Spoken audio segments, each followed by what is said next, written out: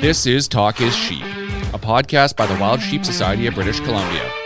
Come along as we take conversations that matter to you into the high alpine.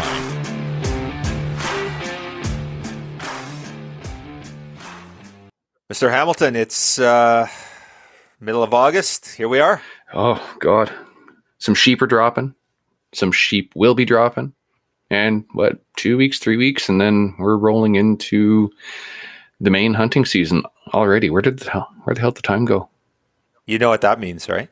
Oh, you're coming up soon. That means that I am getting on an airplane and I'm going to go somewhere and I'm going to chase sheep. Yeah, but don't rub it in at all. Yeah, I can't wait. So, just a couple more weeks. So past weekend was the Jurassic Classic, another great event. 58 people from all across North America get together to raise money for wild sheep. We're out on the Fraser River and hooking into giant sturgeon, and just a great, wild sheep family, getting our family together. And I love this because it's such a collaborative event. There's people from wild sheep chapters all over, but Joey BC is a partner with us on it, and then we have a whole bunch of partners that support us. So SCI chapter and affiliates, Wild Sheep Foundation, it's under the Wild Sheep Foundation umbrella. They, of course, sell two teams at Sheep Week every year, one at the Life Member Breakfast and one on the Thursday night, I believe it is. Mm-hmm. And then a number of other chapter and affiliates all across North America. Wild Sheep Foundation Alberta had one last year. They'll have one again this year. So it's a very exclusive event. It's tough to get a team. You kind of got to watch for them on these live auctions. The people that are currently at the event get to come back, but we only have so many teams that can come back because we do sell them every year at these live auctions. The cool thing is that we're raising money for wild sheep at these auctions too. So we donate two teams down to Wild Sheep Foundation. They sell those teams to make money, and that raises money for their cause as well. So yeah, great collaboration. Oh yeah, how long's the Jurassic been going on now? This is our 6th year. Wow. So, and it's first time. Yeah. Well, missed it last year. So. No, we had it last year. 2 years ago, we missed it. Oh, yeah. Right. Last year, we were able to hold it. Right. But it was kind of a pared down event. Yeah. Typically we have 28 boats, 56 teams. I said 58 earlier. 56 anglers is what it is. And no, I got it mixed up. 14 boats, 28 teams, 56 anglers. There, I nailed it. And last year with COVID and stuff like that, a bunch of our American teams couldn't get up, so they ended up having to cancel. Yeah, it was a drag. So still really good turnout, but it was just a little different last year because of the whole COVID thing. But we were able to hold it.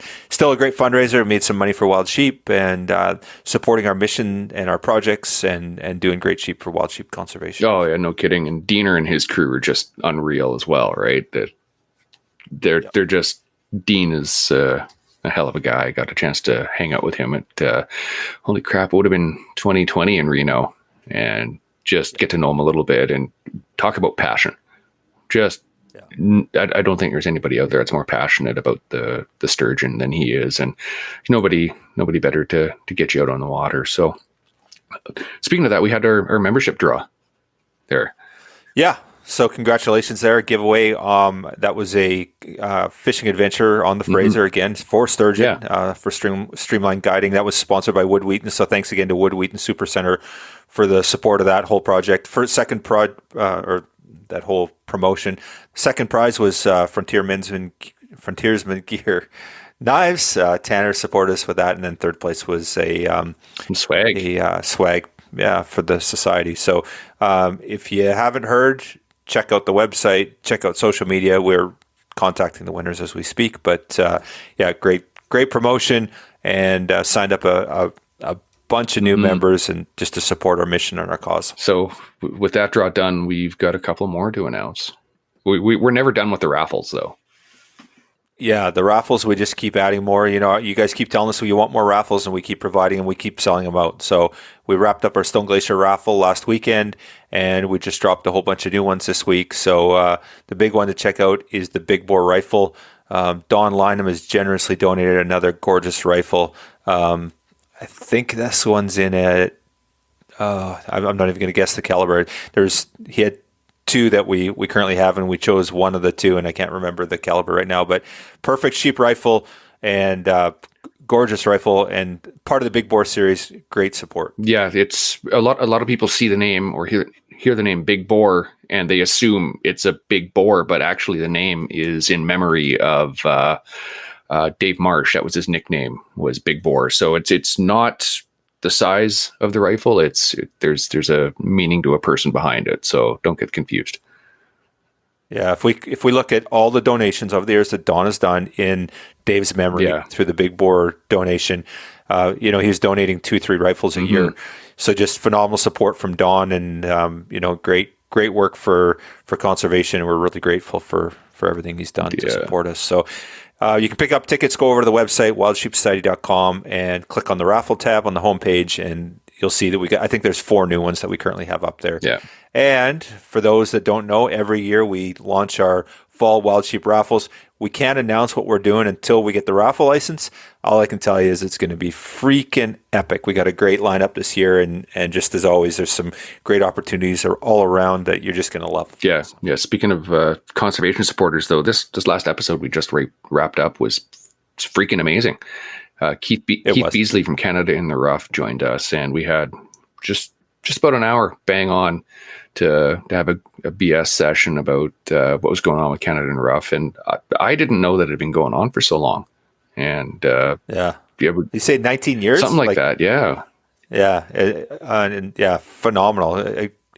And what a great program, right? And really cool to sit and talk to Keith. He's a humble guy, and he's really cares about our hunting legacy, making sure that his kids get to do it and his grandkids, and really right message. And lots of time as we're talking, I kept thinking one campfire. I kept wanting to say it. And of course, I don't need to tell Keith about one campfire, but it's really what one campfire is all about. Is trying to change that narrative around hunting and get sort of that middle 80% to sort of be okay with the hunting narrative, which, there's a lot of people that are trying to do the other thing, the 10% that are working against us, that are trying to say how bad we are as hunters. So, Keith's message was kind of one campfire. It really was. A lot of the time. It really was. And as he states in there, that we need to protect our hunting heritage, right? And as you stated, we don't have to preach to the hunters. And I get a lot of hunters will message and say, I've never heard of one campfire. Why? And I just simply say that means we're doing the messaging properly, because hunters don't need to be told that hunting is good. And it's the non-hunters that we need to talk to. So that's where the messaging is targeted, and that's what we'll keep doing. So yeah, I think Keith nailed it and didn't even realize he was nailing what One Campfire was about. So awesome episode. Really enjoyed the chat. Yeah, very cool. So with that, off to episode 87 with Canada in the Rough's Keith Beasley. Across Canada and throughout the world, if you come across a campfire in the woods, on a mountaintop, or next to a river, you'll find warm company and friendly people gathered around. Regardless of your lifestyle or place you call home, we invite you to learn more about what it means to be a hunter in the modern era. If you love the outdoors, care about where your food comes from, and are concerned for the future of wildlife and the environments that they need to survive, pull up a seat. We have a story to tell. Welcome to our campfire. Good day, Keith. Welcome to Talk is Sheep. Thanks for connecting with us. We're stoked to have you on the show. My pleasure, guys. Thanks for having me, and happy summer, soon to be fall, which we all get excited about. Mm-hmm. Best time of year, right? I think so. Yeah. Only two more weeks for me, and I'm chasing bear. We open mid-August up here, so I'm good. Mid-August. Yep. Yeah, that's pretty exciting. Yeah, the agenda for us, we unfortunately have nothing in the BC mountains, so I can't get excited with that. Some great memories out there, but for the fall we'll be chasing moose on 3 different Newfoundland trips, which is very exciting. All remote, either fly in by chopper or by plane. So that's always one of the highlights of our falls. We spend a lot of time on the East Coast chasing moose. We have New Brunswick bear coming up. We drew a very hard to get Ontario bull tag in the northwest corner. Remote again, fly in. We have Ontario whitetail deer up Rainy Lake of the Woods area. We have Manitoba whitetails coming up on a black powder hunt. Remote North Country. which, as you probably heard, they got a ton of water this year, so things are kind of crazy up there. Saskatchewan whitetails, Saskatchewan waterfowl, and we're any day now, any hour now, waiting to hear if we drew in a 12-year Alberta pronghorn tag. So we think we should get that with our points, but we're not really sure. That kind of sums up the fall, and already got 4 or 5 shows filmed from the spring already too. So not much really. It's pretty quiet, I guess. Yeah, just another day at the office, Kyle. I guess that's what you can say. Awesome. So the black powder hunt, just out of curiosity, in Manitoba. So is that spot and stock? Are you in a tree stand? How does that work? Yeah, great question. It's tree stand hunting. This location is northern heavy timber, so I don't think it'd be very conducive to the spot and stock stuff. I know you guys, where you live, you're real spoiled with lots of spot and stock opportunities, as is Alberta, and but we don't see a lot of that on this half of the country so much.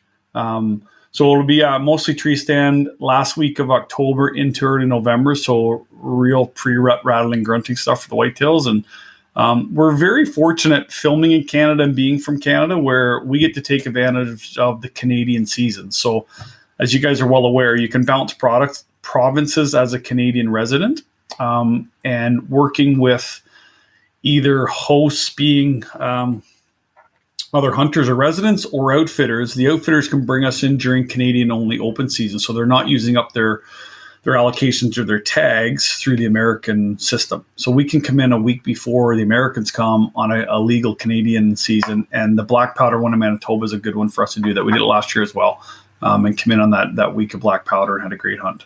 So is that what you guys will do with the pronghorn hunt in Alberta as well? Same deal? Or will you do it on a permit hunter host, or how does that work? So good question. That's on our own tag, meaning we've drawn that one ourselves. So it won't be through an outfitter. But we've drawn before and went through an outfitter, so we're not using their allocation. This one, to use that tag, we still need a resident to draw with us. So we have a friend out there that'll be drawing with us to get that, because you need somebody on the same number of points to draw. Alberta's got a great system. There's a point system, so you kind of know what you're dealing with. Like last year, I hunted mule deer with a friend, 11 years on that draw. Down in the trophy zones of the south, right along the BC border, actually in the southwest.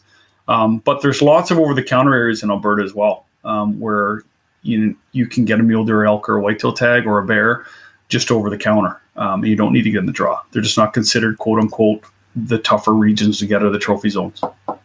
Yeah, I did exactly that last fall as well. I had a mule deer draw and went out, and my cousin hosted me and took me out. And same thing, you just got to be on the same priority and the whole works. And yeah, it worked out great. We had a great hunt and great time. And the cool thing is, for you on that pronghorn hunt, you can just pick up a whitetail tag over the counter and hunt whitetails as well. Right? That's right. And we're during the rifle, which means middle of October. Please don't quote me on that. But as opposed to the archery, which is early September, and I don't know how easy the whitetail. Like I had a whitetail tag there last year on 11-year mule deer draw.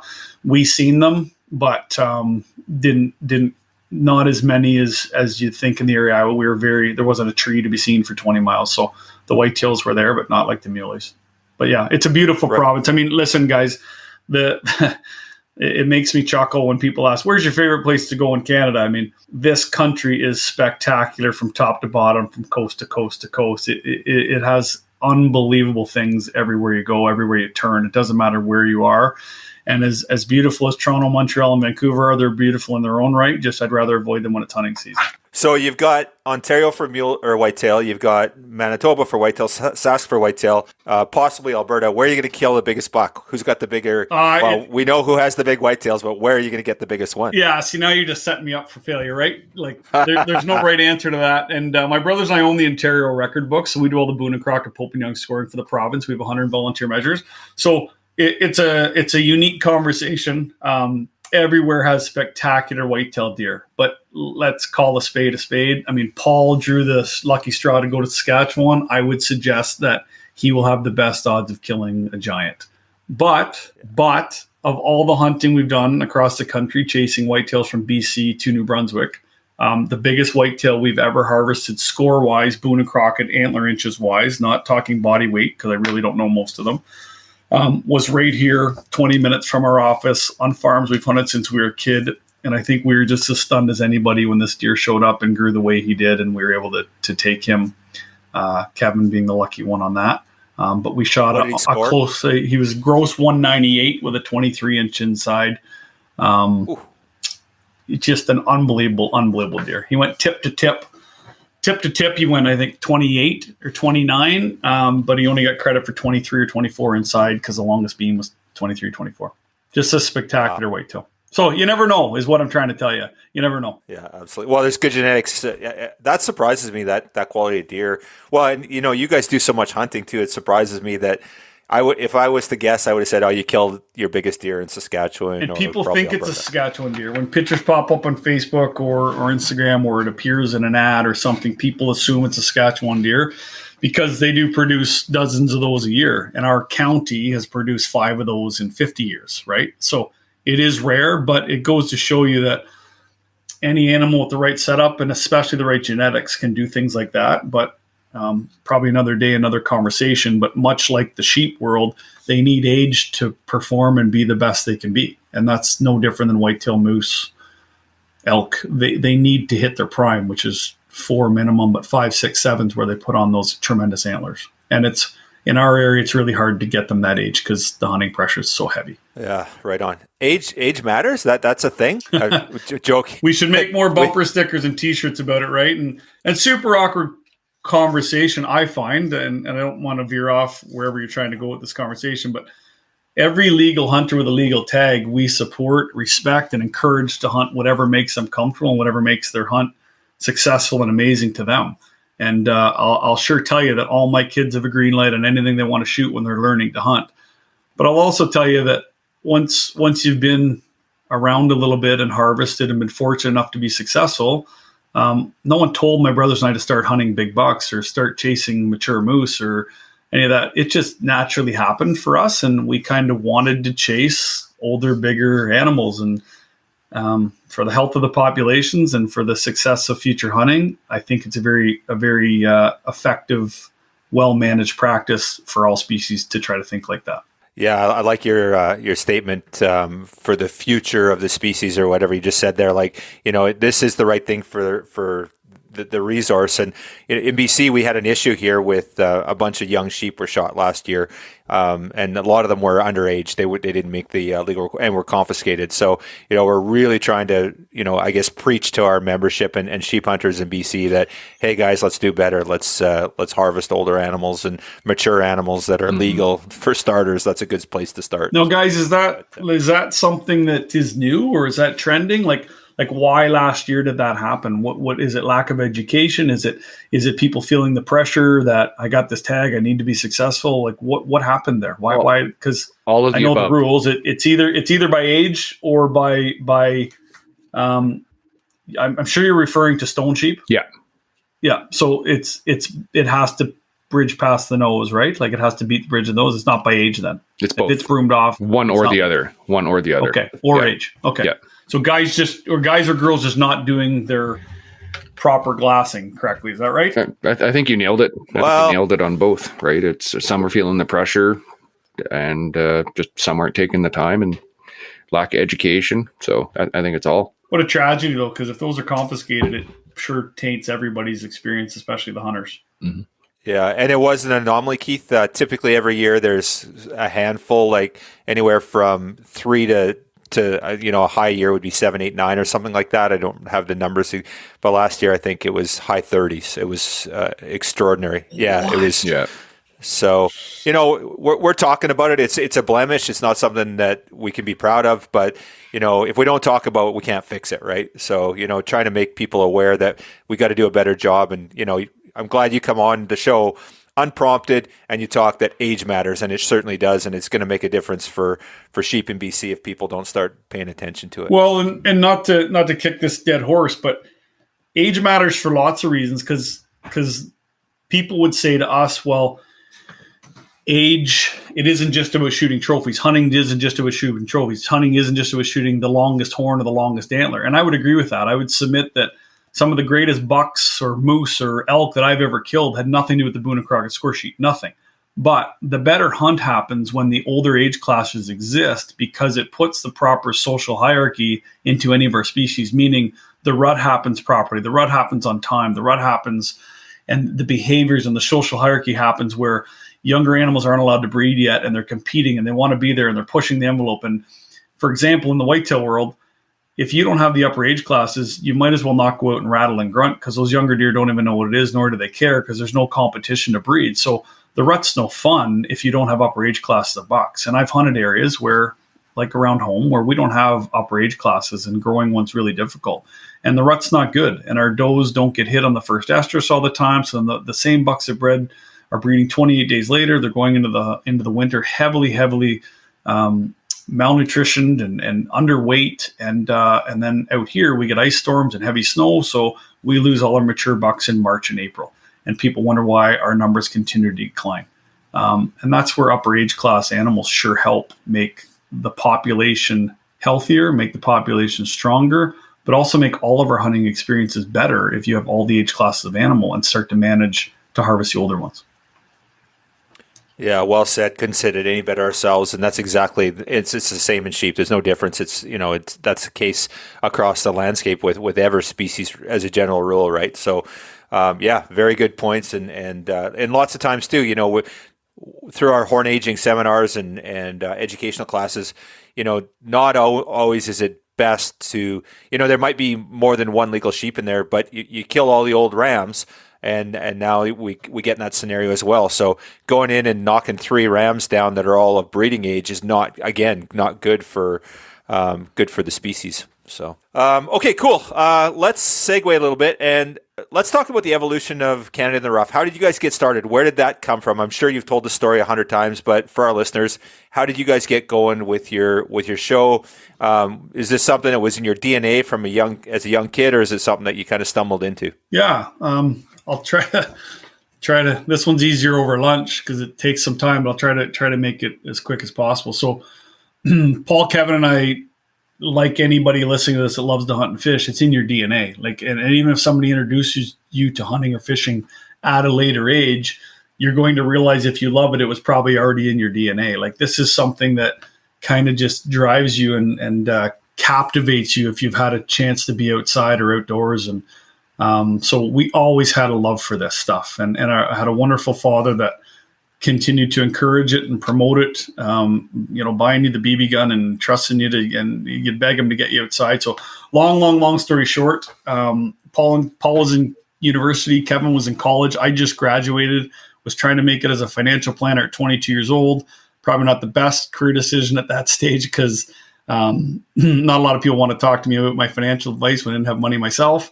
But my boss at the time was building a 11,000 square foot log cabin out of, and please don't be offended, you BC guys, when I say this word, but giant white pines out of Ontario. So 60-foot white pines with 8-foot diameters on them needed to be Pioneer, sputted the bark off, and then draw knifed.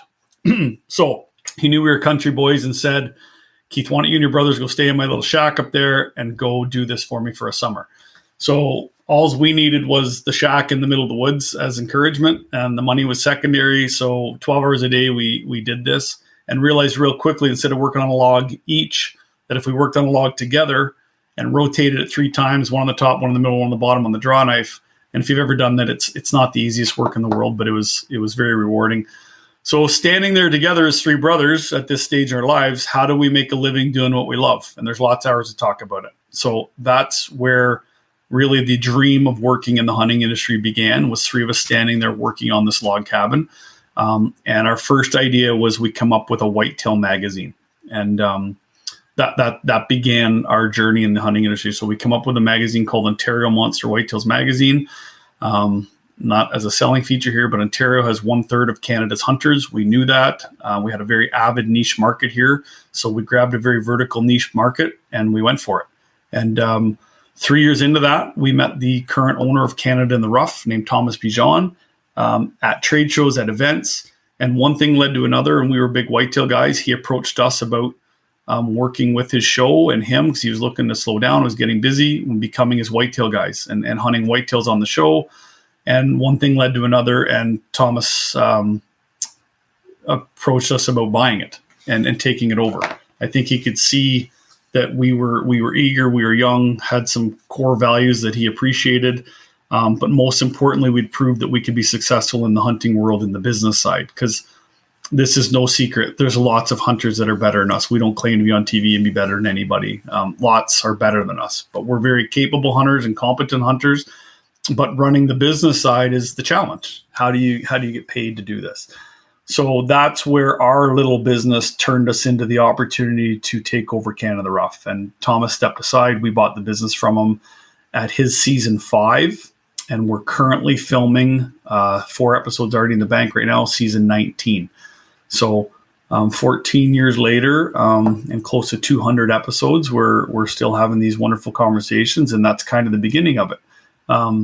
Thomas exited for his own personal things with his other businesses, and we kind of took over the theme and the mentality of the show and the brand that had been built and kind of put our own spin and our own take on it as 3 brothers that grew up loving to hunt and telling the story of now us traveling Canada, visiting communities and hunting back to the core values of who we were. And that's family and community and loving the hunt. So the show's evolved into what it is today. And that's kind of the short story of it. Lots of risk and fear. It sounds a lot better when you tell it 15 years later. Remortgaging your houses and your wife's not sure if you can make it, or all these hard conversations are they're kind of the over the lunch stuff, but lots of scary days, but we wouldn't trade it for the world. And that's kind of the nuts and bolts of it. Right on. So let's talk a little bit about the business aspect of it. So, for me, I've taken a video camera along and just for shits and giggles and yeah, that's all fine and dandy, but we know how much more difficult it is. And then there's the added pressure of a business and trying to, content and that sort of stuff. Talk about what it's like, if you're just to go take the kids and go on a hunt and go kill something, or just whatever, go out and be out there and not have your camera and then having to perform. Does that change the way? Obviously, it changes the way you do business, but does it take away from the enjoyment of what you do, or is it that much better because you get to do all these cool trips and you're able to facilitate it through your business? And help me understand that a little bit, because that's one thing I always struggle with. I mean, it's a great question. I think you hit a few different points of it. I might not be able to hit them all back for you, but I think the easy answer is it makes it better. It actually makes it better because we're all hunters, we're all anglers, so that's our passion. But take somebody that their passion is race car driving or golfing. Let's use golfing. If someone hits a hole in one by themselves with just you, me, and Kyle and Steve, we're out and the 3 of us, and I hit a hole in one, the 3 of us are going to hand fist pump. We're going to probably give a hug and we're going to have a great moment. But if the 3 of us are golfing and the world was watching with a TV camera and a crowd was watching, and it's going to live on Facebook, it's going to live on an episode, it's going to live forever and everybody's going to see it, how much better is that? And that's not me boasting or bragging, but one of my favorite things to do in January is to sit on the couch with my kids and rewatch an epic adventure from the fall.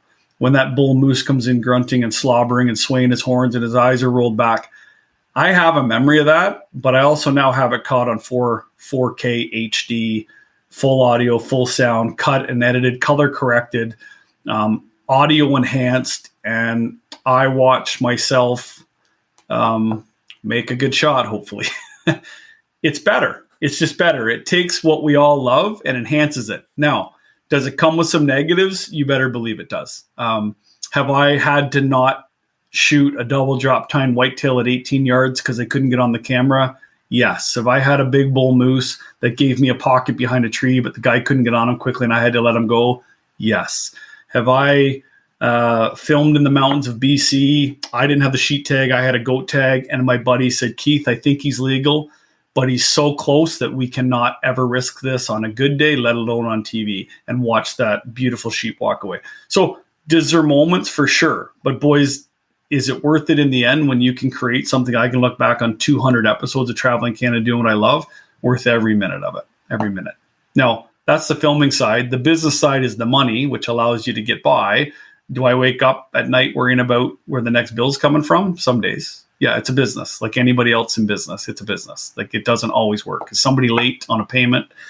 If we're going to make payroll, all those things are very real. But like any business, you just find a way and keep making it work. So on the business perspective, you talked about your lineup for this fall, and I'll be honest with you, I was blown away. That's a comprehensive hunt list for anybody, and no surprise because it is a business and you got to produce. But for you, for planning perspective, how far out are you planning? Obviously, you're building your priority. You talked about your 12-year priority on your antelope hunt in Alberta. How far are you looking down the road? Do you have your hunts planned out for 5 years? And obviously, it'll depend on what you get drawn and all that stuff too. But how far ahead are you planning? Yeah, no, a year ahead. That's it. So is that it? Nobody put in for the antelope last year because we didn't have time. So that's why we're sitting at 12. There's a chance at 10, 11 you could have got it. We don't have time. So you're ahead. Lots of invites come in. So you talk to those invitees and you say, hey, maybe next year, maybe the year after, or when's good for you. That's one of the unique parts of the business. We are promoting hunting and hunting outfits and hunting provinces and hunting territories. So there is a demand for people needing and wanting to promote their business, but it's a year out. So literally last week we booked all the flights for the fall because that's how long it takes to put all the final pieces together to juggle a fall. It is a complete jigsaw puzzle, and anybody that knows a fall knows it happens so fast. Once Labor Day ends to the first big freeze up in the back country, it is not a big window. You're looking at 6 or 8 weeks of Canadian fall where you truly get to make some hay. And that's when we're making it. So that's when we're apologizing to our wives and our kids. We're splitting up as a team of 3. We also have 3 full-time producers. That's how this is possible. We're a company of 7 full-time people, 1 in the office full-time, 3 of us as the brothers that kind of have our own daily jobs, including chief toilet washer, from sales, ads, marketing, production schedules, you name it, we do that. But we have 3 full-time producers. So that's what helps us break up our fall, and we can overlap. There might be a 2-week period in September, early October, where the 3 of us don't see each other for 2 weeks because we're all on the road at the same time. And that's how we pull this off. Just out of curiosity, do you guys ever put in for points down I know it's called Canada in the Rough, I get that, but do you guys ever put for points down south? Do you apply to, some of these tags down south because there's so many, right? Gives you a whole new, but with the show, is that outside of your purview, I guess? Yeah, no, I don't want to keep repeating myself. Great question. I keep seeming to say this all the time, but we don't. And the reason is to us very simple. Our brand is built on pure Canadian. And that's why we're so successful in the US. In our opinion, the show does extremely well on the national network Sportsman Channel USA, because when somebody tunes in, and I am bragging here and I don't mean to, this isn't me boasting, Canada has world-class fishing and hunting at every corner. So when the world tunes into our show, when the US turns into our show, it's not putting down Colorado mule deer, Colorado elk, Iowa or Kansas whitetail. They're spectacular as well. But show me an American who doesn't have it on their bucket list somewhere in Canada, come check that off. Whether it's Saskatchewan waterfowl, BC sheep, Newfoundland moose. So we know and understand that our market is built around doing something that no one else is doing. There are 100 US shows that are producing unbelievable content, incredible hunters with incredible businesses, but they're all doing Kansas, Iowa, Illinois whitetails. They're all doing Western elk. They're all doing pigs in Georgia. There's no point in us playing in that field. Not that I wouldn't want to. And my goodness, if I got a good invite to go to Illinois, you bet I'd be there. Probably. But we do Canada Rough on vacation. And 5 times over 19 years, we've done Africa once. We've done Italy. We've done Paul shot a moose in Russia. Paul shot a grizzly bear in Russia. We've went and visited for certain times, places, and reasons. 2 of those reasons I just told you about were because we went and toured the Beretta factory in Italy. We went and toured the Sacco factory in Finland. We worked with our to promote and share with Canadians who these companies are and the background of them. So there's a time and a place, but long and short, no. We purely stay in Canada because it's pretty awesome, and that's what we built our brand around. Right on. So 200 episodes. What's your favorite episode? Oh, boys. Do you have kids? Yep. Yeah, both of you? Can you pick one you like better? Depends on the day, right? Absolutely, so, I can. I've only got one. So see, you're cheating, man. You need triplets to fall on your lap. This is like picking your favorite kid. Honestly, depending on the day, I can do that for you. I really can, because some days I want to take the 12-year-old and drop him right out the back door. But I had 4 boys, 1 girl. So you can imagine which one's my favorite when the girl's much better behaved. I was able to harvest a 220-inch Boone and Crockett bull moose up in Beasley, British Columbia. And it was my first time in the Rocky Mountains, as a hunter, not as a 19-year-old. I get to see the West a little bit. And I was blown away. Long before we got to the moose camp, I was on a horse for 2 full days, and you could have knocked me over with a feather. I was so in awe, just sitting, taking it in. I'm riding a horse in October through the Rocky Mountains up Dease Lake, and I had my mind blown as the caribou ran across the top hills. It blew my mind. And then to see 30 moose a day, and then to have, and I do know score. I'm well aware of what a 60-inch, 220-inch. When I seen this moose before the outfitter did and said, "Look at that," and he went, "Oh my!" I said, "Yeah, like 16-inch wide paddles and 40-inch wide long, 15 on each side, like just a monster." And as it grunted its way into 60 yards and stood looking at us around a spruce tree, and I was able to take him, without a doubt, one of the greatest episodes of my life, because the animal was amazing, but honestly, more important than the animal, the experience was so incredible, and it encapsulated everything hunting should be. It took in all the sights, sounds, smells, tastes, and just brought to life. It gives me goosebumps right now thinking about it. Just that spectacular moment, kind of an aha moment, like how lucky are we to be standing here on top of the world taking this in. So it's interesting. I was going to ask you, what's your favorite episode, and then is your favorite hunt the same episode? And it sounds like it kind of is the experience translated to the episode, but like you said, it changes day to day as well. Yeah, and one of the other greatest trips of my lifetime was I harvested nothing, and that's why this is a fun conversation for me. One time, I always get this wrong because it's not Vancouver Island, the Sunshine Coast. So where Beachcombers was filmed over there, yep. Gibson's. Okay, so we met a helicopter company over there. Met the biologist, Daryl Reynolds was his name, that brought Roosevelt elk to the province of British Columbia, down in the south corner there. 29 years before we did this, and Daryl and us and the Safety Initiative of the Forestry, SFI, did a tagging and collaring episode on the Roosevelt elk. And we were in a chopper finding and locating elk. I didn't get to dart them, Daryl did, but I was there. And again, one of the greatest experiences of my life, because it took in all those things that we just talked about.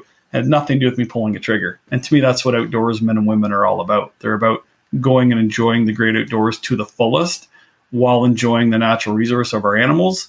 And to me, it was very clear to me, I don't hunt to kill stuff. I sure enjoy the hunt and I sure enjoy the meat, but 99% of the time I'm not very successful. So it was another award-winning moment in my brain and in my heart, and I think made an incredible show. But those are great examples of just wonderful experiences in the woods. We're going to have to get you out here to BC for, we're doing a Fraser River restoration project, and, get your hands on some sheep, and you can actually kill some sheep, which is not a good thing, but there's a number of diseased sheep. So we're basically, a lot of them are infected with a disease called Mycoplasma ovi pneumonia, and we're capturing them. And if they're infected, we're removing them because their offsprings are dying. So if we eradicate the disease, then they have healthy lamb crops. And there's been zero recruitment in a number of these herds lately. So unfortunately, we're going in, capturing them, testing them. If they're positive, we remove them from the system. That sounds like it'd make a great piece to our show. And if you guys don't know this, and I'm not saying you should, but we pride ourselves in being a documentary series. We're the only hunt fish show in Canada that's airing now that I know of that it still remains and keeps our documentary status. All the other TV shows keep an infomercial status, and you'll see it in our show. We don't say the brand of the gun we shoot or the brand of the truck we drive. We show it because they're a huge supporter of ours. Like Ram is a huge supporter of ours, but we hold documentary status, and it's all about telling proper stories. And not making it about the product. It's making it about the animal. So that sounds like a great conversation that maybe after this is over, love to visit with you guys more. Mm-hmm. Yeah, absolutely. We've actually got something going on this winter that actually might be a good fit for you. So we'll have to dialogue more on that. It'd be really exciting. And I think it'd be, a really compelling story, especially, you've been out west, you've been on a sheep hunt, so you appreciate the resource and, you understand it, right? So it'd be really cool to tell a story about that. But cool. Okay. So obviously you're traipsing around with a camera. You're in the rut. You've done 200 episodes. tell us about a near-death experience or one of the most harrowing experiences you've seen when you've been out and about. Yeah. We get asked that a lot, and I always struggle with this one because I haven't had a near death. So flat out, I haven't. But definitely my most hair raising for me. I mean, I can tell you stories about my brothers. It's weird not to divert from your question, but there's one neat thing about this and about growing up with either best buddies, your dad, your grandpa, your sisters, your mom, but being in business with my brothers, I can tell you every detail of every hunt they've had before TV, and I can certainly tell you every detail after TV. I know their hunts as well as they know mine, so I can tell you stories as if it's me, but it's not. But my personal story, my personal is it always seems to come back to British Columbia because there's grizzly bears there, and grizzly bears actually scare me. They're one of the few things on this planet that actually scare me. So one night shooting 2 goats up north, 9K from camp at dark, we slept on the mountain and, left the goats 100 or so or 200 yards over there, but we were up high. We were in the edge of the snow and we didn't have a lot of place to go. That night was very concerning for me. Like I can honestly tell you, like, I know this sounds ridiculous and anybody listening might be like, oh, what an idiot. But I was legit worried, even with a fire. And every time you had to go pee, you didn't walk very far because you have 2 warm goats laying there dead. And I've already seen grizzlies on this trip. The day before, and I don't expect you've seen these 200 episodes, but those that might remember this episode, we're filming 10 goats up on a cliff on an edge. And out of nowhere, we don't even know what it is when we first spot it. It looks like a brown boulder rolling towards them. And it's a full sprint grizzly bear chasing these goats off of the mountain. Like legit, they're bouncing down the mountain. I'm assuming he knows he's not going to catch them, but he's hoping one falls and breaks a leg. They're pinballing down the mountain as the grizzly's up on top looking over. Epic clip for us. Amazing. But the day later, I'm sleeping beside 2 dead goats. So it was truly one of my most fearful moments. And then BC again, I shoot an elk right at dark. We can't bring them home. There's no way to bring them home. I can see the tent way below, but we got to leave them. So I leave a coat and I leave whatever I can. I know exactly where he is. And the next morning at sunup, we're there just to find a beautiful blood trail going down the steepest piece of mountain you could ask for. And here we are sliding on our bums with our rifles loaded between our legs, inch by inch, yelling and whistling, hoping he's not there at the end. And as soon as we hit the tree line, that's when the hair really stood on my head. And I'm creeping through the bush trying to find my freshly dragged grizzly elk. And luckily for me, he was not there. We'd scared him off, but he'd mangled it pretty good. And we recovered 95% of them. But those are moments that stick out to me on scared, like little boy scared, like this could happen. So the episode with the goats where that one came over the cliff, I've seen that one. It was with Greg and Brent, right? That's right. Yeah, Greg. That's right. Greg's a good buddy of mine. Greg is an absolute beauty, and we could talk about Greg for another. That man could read my lips through binoculars. Yep. That's how good he is. Yeah, at that. he's literally he's laughing at me trying to close the show. He's like, "You screwed up," and he's telling me from 100 yards away with his bino. So, oh yeah. But yeah, Greg and Brent, and amazing guys, amazing hunters, fantastic humans. But that piece, to watch that, to witness that, just amazing. But also made me a little fearful sleeping in a little 1-2-man tent on the mountain with those big grizzlies. I'll have to text Greg and tell him about that. Yes, that's a good way to approach it, though. Anyone that doesn't have that respect for grizzly bears, it usually ends up in a pickle, right? So good on you for. I think that's a pretty smart approach to have for sure, and I share that fear with you. For sure. Yeah, they're the real deal. There's one thing that's going to kill you in the mountains, it's a grizzly bear. Well, and not to keep on this, but Greg and Brent have told me stories, and as of other hunters, where you spot that bear a mile away with a valley between you, and it's turned and come the full distance at full speed. Like those are mind-numbing moments to me that can happen. Because knock on wood, black bears don't seem to be like that, which I spend a lot more time with. But those grizzlies, man, when they see a human, you're food to them. It's a scary. So anyways, yeah, longest story to answer, it was those 2 really stand out to me as 2 terrifying examples for me, but also 2 of the greatest hunting moments of my life. Those 2 hunts were unbelievable and bring back incredible, great memories. Yeah. Awesome. So, okay, you've you got quite a suite of hunts for this fall. What's on the bucket list? What's the dream hunt? If you could pick anything, do anything, money's no object, time, whatever, doesn't matter. Bucket list, what would? Yeah, you guys are going to think I'm making this up because it's you guys, but I've said it since the beginning of time. So, as a little boy, it was to shoot a big buck, and then right behind that was a big bull moose. Right behind that was a big elk. Just because they were the things I grew up. I didn't even really know as a little kid growing up, before internet, before really hunting TV was big. I didn't even know Canada had sheep, to be honest, completely ignorant. As an adult, learning about what this country has, without a doubt, bar none, I'd give up hunting for the rest of my life if I could go on one sheep hunt. Without a doubt, it is my, and you could tell me the species, I don't care. Like, I'd go shoot a Marco Polo, I'd go shoot, I want a Canadian curled sheep, whatever form that comes in. That has captivated me for the better part of 2 decades. We've only had one hunt come up in our years of Canada in the Rough, and Kevin got to do it. He shot a 10-year-old fan and stone in the Yukon, and an unbelievable hunt, an unbelievable adventure. I'm still incredibly jealous that he got that straw instead of me. But those hunts captivate me. I think I'm in love with the species most, but I'm also in love with the adventure to get out there and get one. And that the effort to get a sheep, I'm in love with the whole concept of it. So I know people say goats are a poor man's sheep. I don't think that's fair. Goat hunting is one of my favorite too. But it got me out there in sheep country and really lit the fire for me.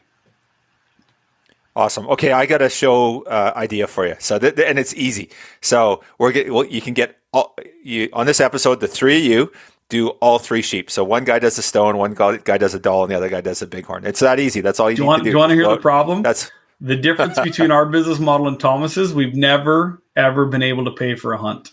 So that's what eliminates us from the bucket list. So we need people to work with us and provide and swap for exposure. So that's what have kept sheep from being so difficult to come by. And very lucky for us, when we got to shoot that Yukon sheep, a new family bought the business, and without sharing their business, a booking agent didn't come through, and we're sitting on a falls full of tags. So they happened to be an Ontario family, called like the show and said, "Hey, can you come help promote our business?" And we were the first. Yes, we can. Yes, we can. Yeah. Yeah. Well, the good thing is these stone sheep hunts are only $70,000. Yeah, no big deal, right? No big deal. And I probably should have done it when they were 40, but I was extra broke then. So, the price and the opportunity and good on them, because they're that special. I mean, it's created, the demand is unbelievable, and I'm thrilled to see that. But it's probably put them out of something I'll ever get to do in my life. Yeah, absolutely. Okay, so, obviously you talked about community, you talked about Canada, you talked about family. Let's touch on the kids and them coming up. Do you see a future for them in on the show and taking it over, or is it just about getting the kids out? What is that? How does that look? The future look for all the next generation of Beasleys? Yeah, so I have 5, Paul has 5, Kevin has 3. So I'm going to say no to the future of them taking over the show, because I don't know how that fight would even shake out or break down or even consider it. So they're all going to be encouraged to get the best education could be follow their dreams and chase whatever great careers out there. And probably no to some of them, because I don't even know how you'd figure that out. But it's all about getting them outside. And we love to spend time with our kids. I mean, first and foremost, the number one thing the 3 of us are most proud of is being good dads and good husbands.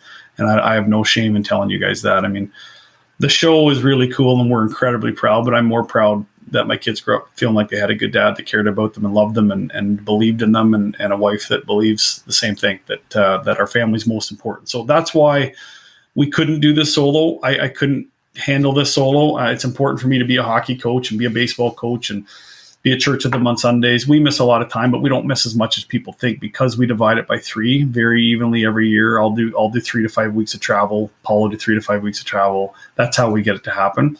But there's no greater pleasure for a father than to watch their kid love something that they love, and watching them enjoy it, watching them take that in. COVID opened some unique opportunities for us. Americans couldn't come up and visit. A lot of our bear hunts we bring a sponsor along or a partner. Well, COVID stopped a lot of that. So when Caden was 12, my oldest boy, he came as my partner. And I watched him shoot his first bear. The next year, same thing happened. I took Caden again. And then last spring, I took him again. So he went on 3 straight bear episodes with me and shot 3 bears in a row. And on the third one, I didn't even hunt. It was all him and me and him being the hunter. The first 2, I shot a bear as well. I couldn't think of a better episode in my life than to watch him do it all and me have nothing to do with it other than just being a great fan, watching him do it. So, yeah, there's nothing greater. I just got back from camping with the kids, watching them all catch big fish. That makes my heart warm too, watching them smile and giggle. And my little girl shot a buck with her crossbow, and we'll be running a bear bait for her this year. She wants to shoot a bear like her brother, so we'll have her in the woods all fall chasing bears. And my little boy, my 12-year-old, shot his first deer last year, and those are just moments we just treasure. You envision more of that down the road where, maybe some of these bigger hunts, and I know it's tough with the kids in school and stuff like that, but do you envision stuff like that, more, moose hunts and stuff like that, where they might be able to sneak out and be part of the show and have them on the episodes? 100%. So first and foremost, the integrity of the show is what's important and what the viewers enjoy and the viewers watch. And it's not about putting our kids above the brand or above the benefit of it. But people seem to respond incredibly well to us being out there teaching our kids and raising our kids. So yeah, I see a day where Newfoundland has me coming for a moose hunt, and I say to them, hey, I'm coming, but how about I bring my 16-year-old and he shoots his first moose instead of me? Because I think the story might get more compelling than somebody watching me shoot my 40th moose. So those are things that 100% we've never discussed as a business, not part of our business model, but I think it's the natural ebb and flow as we raise our kids. And as dads, we don't have as much time as other dads have to hunt with them because we do travel. I miss some really prime time with these kids. So if I can have them take my spot on a show and me be along with them as just a big fan, encouraging and teaching them, that'll be something we'll be looking to do more and more, I think, and I feel. Yeah, right on. Awesome to see. So, you've got a platform, you got a voice, right? You got tons of followers, people watch you, they know who you are. There's been all these emotive issues over the years. In BC, you backed us on the Grizz hunt. I think we reached out to you last year, and you guys were really good about. We had science-based wildlife management. We had an Act Now campaign that we were promoting, and basically, there was this narrative that people wanted to shut hunting down because they just didn't agree with it emotionally. They were same narrative as a grizzly, just basically flying in the face of wildlife management based on science. So. The gun laws, the things we're seeing there, how important is it for you guys to use your platform to support these things? Does it work for you? Is it difficult? Do you have challenges around sponsors and stuff like that? Is that a problem for you guys, or is it so important that you guys will back this stuff regardless? Yeah, I mean, listen. At the base of every business, at the base of every human, is your core beliefs and your morals. And that, if that's not leading what you're doing, then you're probably doing it wrong. So if I think we wear our heart on our sleeves here, I think we walk a line that's pretty clear, and we don't really shy away from it. We're here to promote hunting, and we're here to encourage people to get outside, and we're here to encourage governments to back hunting. We're here to encourage change for the better for hunting, and we find it slipping in the wrong direction, so we're the first to stand in line, and if our voice does have an effect, or if it is heard, we're the first to stand up and back that. Now, you alluded to it, Kyle. I need to say that it needs to match good sound practices. It needs to match science. It needs to match a resource being renewable, just like I'd back natural resource in oil and gas as I would in timber. I believe in that stuff. I believe in a natural resource helping, and I believe animals are an incredible natural resource that we need to use, utilize, but love and respect and cherish all at the same time. And I believe that's happened for many years, and we need to continue to do it. So yeah, we're happy to stand up and share our thoughts and our opinions. But there's also a few things too where I don't mind getting into this with you. People say, why don't you ever show a polar bear on your show or a wolf hunt on your show? First, to admit and tell everybody out there, we encourage wolf hunting. We encourage polar bear hunting when managed right. When none of it says we can afford 80 polar bears, please come and support their community. Please come and support them. But I have to watch what hill I'm willing to die on what day. And we air on national television. We have 7 networks in Canada, 1 in the US, and 25 countries overseas. The national television network that we air on, I'm not willing to be removed from TV for grabbing a political campaign that may have me booted, where I win one fight because I did it, but I lose 99 because I'm no longer on the air. So we do walk a line very clearly and publicly where we encourage all those things, but there's 2 or 3 species we just will not film and harvest on the show because it just opens the door to be shut down. It makes very little sense for us to lose our platform over those things. And we're aware of what those are, so we watch that very carefully. If that is probably not answer your question directly, but there's a whole lot of answer to your question. Yeah, there is a whole lot of answer. And, that's just the thing is, you talk about what you have to do on a network television. I get that. But there's also just what the public wants to see and what they don't want to see. And, we have to be smart about our audience too. And for years, it was never in the forethought about, as hunters, we just kind of lived our lives and we show what we wanted. And some people did a real disservice to our hunting community, right? On things they showed, things they did, and stuff now that has done literally decades of damage. And now there's generations of people that don't like us because of things we've done in the past. I think we have to be a bit smarter than that, where this isn't what it used to be. Hunting is different now, right? And I think we, as hunters, we have to think about what we're portraying, how we're showing ourselves, and if we don't do that, it's just going to continue to hurt us over and over and over. Totally agree. I mean, listen, the number one thing my brothers and I feel we have to do is be the example of what a hunter is, quote unquote, what a hunter is. I know we come in different shapes, sizes, sex, ethnic backgrounds, blah, blah, blah, blah, blah, blah, blah, blah, blah. But the public who doesn't hunt needs to see a hunter as a wholesome member of a community that is out trying to do good. And if they see us any different than that, we're failing. They cannot see us as a bloodthirsty group trying to kill stuff. That is not what a hunter is. Never has been, never will be. There was sustenance hunting long before the 3 of us were around, and that was done differently. That was done through different processes. That's not what hunting is through properly managed tags and biology and science and waiting 11 years to shoot 1 antelope. That's the message, right? I'm waiting 11 years, 12 years to shoot an antelope because the Alberta government said we could, because there's enough to do that and sustain and manage a resource. This story is wonderful. And I don't know if you guys have seen it, and this isn't intended to be a self-promote, but one day sitting on a Yukon mountain, snowed in, we're about to leave our hunt early, didn't fill my bull moose tag. Think of that. Didn't fill my bull moose tag in the Yukon. Was I disappointed? You bet. Was I mad or upset? Absolutely not. But sitting on a stump in the middle of the mountain, my producer says, why don't we do a little video on why we hunt, Keith? And we created a video. And if you're bored after, just Google it, why we hunt from Canada Raw. And we just spend 5 minutes telling why we do this, why, and we back it with videos. So there's a bit more appeal to it than just hearing my voice talk about this. But we hunt because we love it. It's who we are. It's what we do. Now it's our job to take care of the people that are in hunting and the animals we hunt. There are 8 billion people on the earth today. We have already encroached. We're here. Ready or not, here we come. We're here. So people that say just leave it up to Mother Nature, they're wrong. Mm-hmm. You can't leave it up to Mother Nature anymore. It's impossible. The city I live in Peterborough, we didn't have deer when my dad was a boy. He counted on one hand the deer he's seen. Corn came in 1975 and the deer exploded in our area, in our region.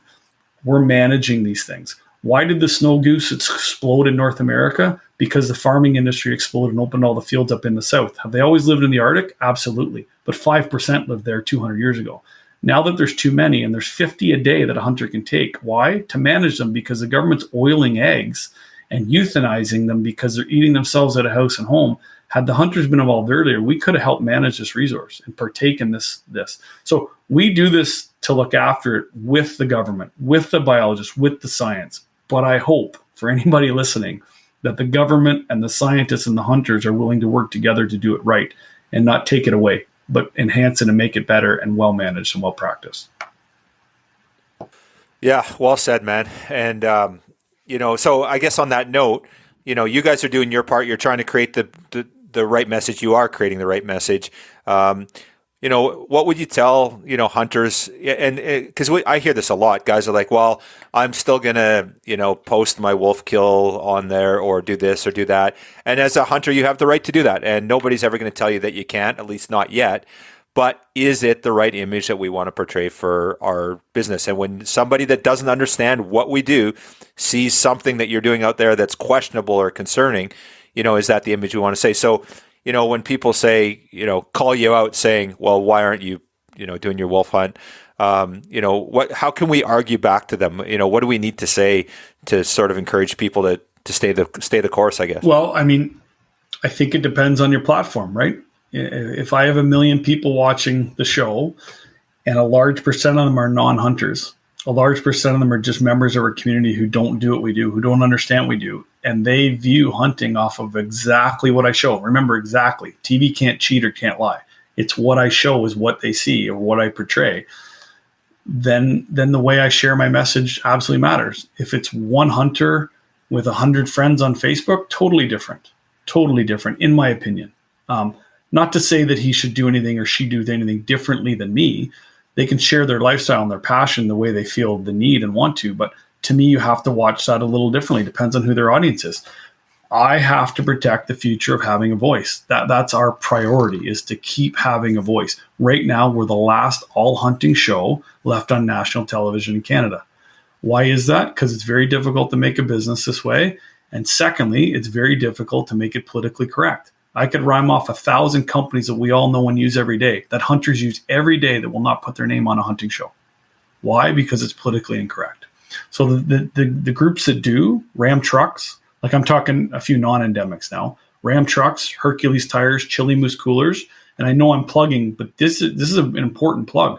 Those people, those groups are willing to say, Ram Trucks knows hunters use your trucks. We're happy to support inside your business and your world. So what I would say to you is I have a full body black timber wolf mounted 20 feet from me in our showroom. Proud as punch of him. But he didn't need to go on air. Was it filmed? Yeah, it was.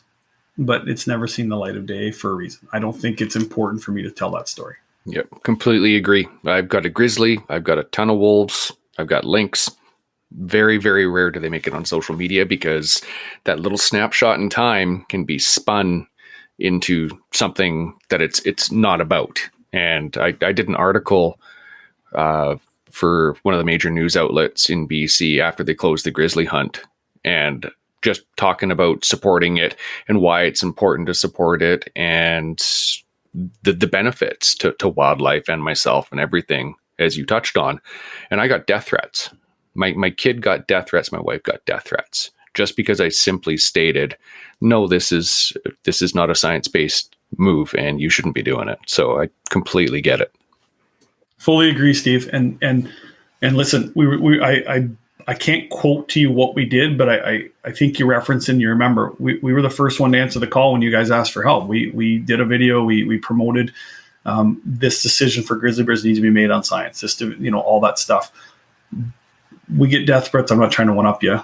Every week, literally, mm-hmm. Like we get emails. You should be hung from a tree and gutted. Yep. I hope your wife and kid are murdered in front of you. Mm-hmm. All that stuff. Do we take them personally? Not really. But are these people serious? Yeah. And that's one of my messages too to the world. Animals are not more important than humans. Like, I really don't believe they are. Like, I really don't believe animals are more important than humans. But they're right next to us, and we need to be the stewards of them. We need to look after them and govern them and take care of them. Cattle don't run free anymore. We need to look after them. My friend's a vet in Alberta. He's amazing. What he does to make sure cows live healthy. We need to look after them. We need to look after chickens and pigs, but we also need to look after sheep and elk and whales. We need to take care of these animals because we've been given the power from whoever you want to believe that is to govern and have a domain over these critters. So it's our job, but I don't believe for 1 second that because you shot a grizzly bear that someone should murder you for it. But somebody would. Like, that's real. People may not understand that they're dead serious. They're dead serious. And if I shot a wolf, someone would, if they had the right or choice, would choose that I die over that wolf. I struggle with that. I really do. I find it crazy. But it doesn't negate the fact that I need to love and look after animals. Why do I practice with my bow so much, my rifle so much, my crossbow so much? so that when I do harvest an animal, it is the most effective, humane way possible. I don't want to see an animal suffer any more than anybody else does. And you better believe that I'm teaching my kids that as well, right? When we make that shot, it needs to be right here at the right spot. I watched my boy wait for 11 minutes at full draw with a crossbow up on a rest before that bear gave him the shoulder. Why? Because we weren't risking wounding that animal, So those are the things I think we all need to be cautious of, and we all need to keep telling the story. Other TV show hosts may disagree with me, right? I'm not here to beat a drum of anybody else. This is our belief. I believe we need to watch. There's platforms we need to take, and there's some we need to avoid. Depends what group you're with and where we're talking. If I'm at a group, I've been lucky enough to speak at a sheep event and trade shows in British Columbia. I've been lucky enough to be out there lots. If we're at the right audience with just us, we can talk about a few different things. But if we're talking to people that don't understand what we're doing, we need to watch what our messaging is and how they understand what we do. Well said, Keith. Awesome. Great messaging and love it. Okay, so just to wrap things up, people want to check out what you do, where you go. Let's do a plug for all your different platforms. All right, I got to think about that for a second. YouTube's our new big growth area. That's the one we're trying to grow. We started in the TV world, then we moved to the Facebook and Instagram world. Now we're really focusing on YouTube. So I guess I could say go check out our YouTube page if that's a thing. We would love for you to subscribe to that. I think we just had a video hit 2 million views the other day. Actually, want to talk about pro and negative responses. Put something out on YouTube, the whole world's watching. Then I'm kind of blown away by the way the responses have been. We literally made a bear video to help educate people on proper shot placement of black bears, because we read so much about people talking center, this and that. So we finally made a video which showed 50 kills in 15 minutes over 15 years, by the way. But from our kids to us to our guests, and it went crazy and shocked me how much negative. Really, really shocked me. So to me, it was a very educational shot placement video. But YouTube, we're very active on Facebook and Instagram. We're on there weekly. That's our way to keep in touch with the audience kind of on a daily basis. And then TV still remains the heart of what we do. So City TV, every Sunday morning is our show. You can find it on there every week. And then we actually just had a really unique thing start this July. Just a few weeks ago, we took the former 15 years that haven't been on air since seen the light of day, since 2009, 2012, 2015. So that show we were talking about with Greg and Brent, those are all archiving for an hour special on Sportsman's Canada. So they're starting to replay those over the next 2 years so we can start putting those shows back out there. So long story short, that's where. And then we live on the Sportsman Channel USA in the US for the first 2 quarters of the year. So we're just ending now, but we'll be back on there in January. Awesome, man. Well, I appreciate all you do. Always appreciate your content. And just, from greedily from the society perspective, we always appreciate you looking out for us and keeping an eye out for things. And I know that, whether it's through me or one of our other directors or Steve, you guys are always keen to support where you can. So thank you for all you do. Well, we appreciate it, guys. You live in a spectacular part of the world. We love it there. Wish we could visit there more, to be honest with you. The demand for hunting is so high that BC hasn't really needed much promotion lately. There's been so many hunts sold in that part of the world, then that speaks volumes to the type of place you live and the type of species. But we appreciate your guys' support. Appreciate anybody that's promoting hunting. Honestly, it needs everybody's voice and everybody's hands to pitch in. And hopefully we continue to have governments that'll in the future look to support us. Fingers crossed. Yes. Another day's conversation, maybe.